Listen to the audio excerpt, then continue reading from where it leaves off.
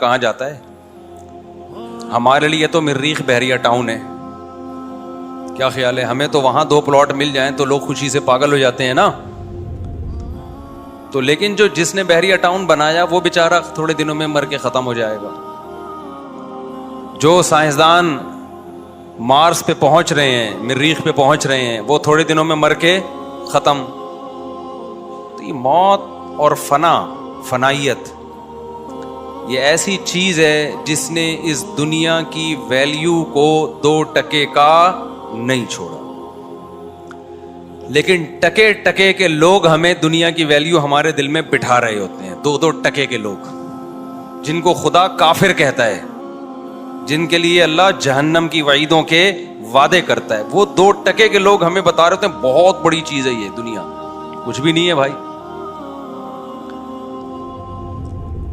اس پر پھر ایک اشکال ہوتا ہے نا کہ پھر چھوڑ دیں دنیا. تو اس کو میں نے جواب دیا تھا تاکہ یہ جو آج کا بیان ہے نا پچھلے بیان سے اس کا لنک ہو جائے. اس لیے میں تھوڑا سا، جن لوگوں نے ڈرامے دیکھتے تھے نا پہلے، ڈراموں کی قسطیں آتی تھی، تو جب 6ٹھی قسط سے شروع کر رہا ہے تو وہ شروع میں دیکھتا تھا پرانی 5 قسطوں کا خلاصہ نظر آ جائے کہیں اس کو. تو ابھی نئے لوگ آئے ہوئے ہیں نا، تو ان کو پرانا بیان سے میں جوڑنے کے لیے تھوڑا سا خلاصہ بیان کر رہا ہوں. بعض دفعہ وہ خلاصہ ہی دوبارہ بیان ہو جاتا ہے، تو کوئی بات نہیں، کوئی غلط باتیں تو ہو نہیں رہی ہیں. ٹکے ٹکے کی دنیا کی اگر آپ کے نظر میں بار بار ریپیٹ کرنے سے دنیا کی ویلیو 2 ٹکے کی ہو جائے تو فہو المرام، وہ تو مقصد ہے نا. دنیا کی نفی جتنی زیادہ کی جائے اتنا صحت کے لیے اچھا ہے، جسمانی صحت بھی اور دماغی صحت بھی. یہ خوب سمجھ لو، دنیا کمانے سے انسان کی ٹینشن ختم نہیں ہوتی. ٹینشن ختم ہوتی ہے محبت سے، ٹینشن پیدا ہوتی ہے محبت سے اور ختم ہوتی ہے دنیا کی محبت ختم کرنے سے. دیکھو آپ کا کسی سے عشق ہو گیا، آپ کو شادی اس کی کہیں اور ہونے والی تھی یا ہو رہی ہے، آپ ٹینشن میں جاؤ گے نا. کیا خیال ہے بھائی؟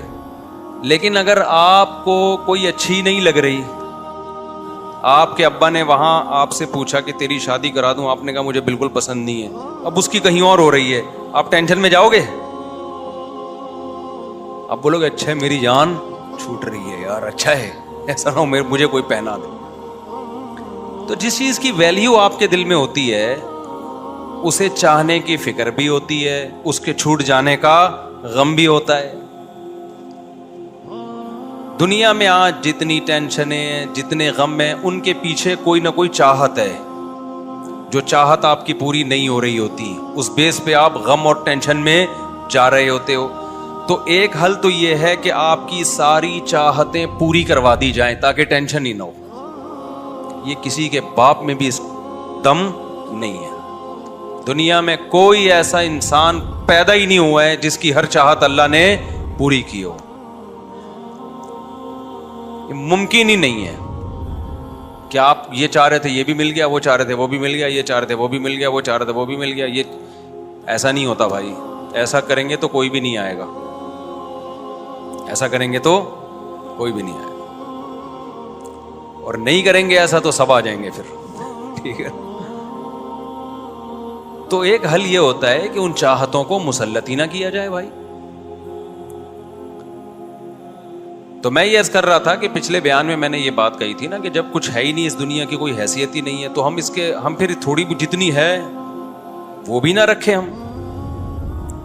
پھر ہم کیوں اچھے کھانے کی فکر کرتے ہیں، اچھے لباس کی فکر کرتے ہیں، اچھے گھر کی فکر کرتے ہیں؟ تو میں نے بتایا تھا نا کہ مسافر خانہ ہے، مسافر خانے میں سفر اچھا گزر جائے تو زیادہ سہولت سے گزر جاتا ہے. اور ان للہ عبادا فطنا طلقوا الدنیا وخافوا الفتنا نظروا الیہا فلما علموا انہا لیست لحی وطنا جعلوها لجتا واتخذوا صالح الاعمال فیہا سفنا. امام شافعی کا بڑا خاندانی شعر ہے کہ اللہ کے کچھ عقل مند بندے ایسے ہیں، ان للہ عبادا فطنا طلقوا الدنیا وخافوا الفتنا، انہوں نے دنیا کو طلاق دے دی اس لیے کہ ان کو ڈر تھا یہ ہمیں برباد کرے گی.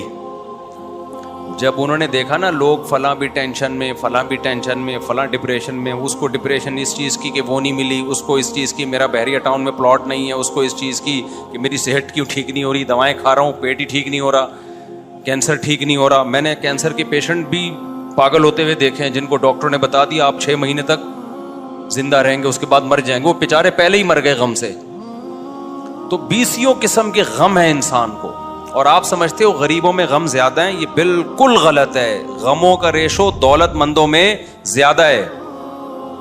آج ایک نفسیاتی ڈاکٹر آئے نا، باہر ملک میں پڑھ رہے ہیں، ابھی لڑکا ہے بن رہا ہے، تو میں نے وہ مجھے کہہ رہے تھے کوئی نصیحت کریں. میں نے ایک نصیحت کی، میں نے کہا دیکھو نفسیاتی ڈاکٹر کے پاگل ہونے کا چانس دوسروں سے زیادہ ہوتا ہے.